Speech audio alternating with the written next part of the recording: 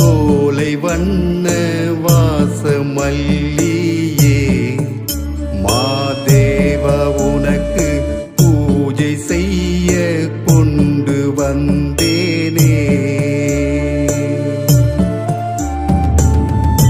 பல்லாயிரம் பூவின் வகைகளும் செந்தாமரை மாலையாக்கி வெண்தாமரை இடையினில் தேர்த்தேன்.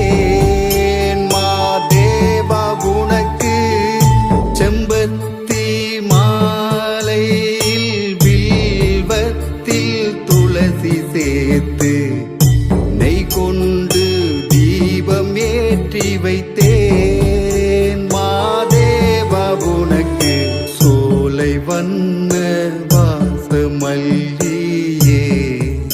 மாதேவா உனக்கு பூஜை செய்ய கொண்டு வந்தேனே.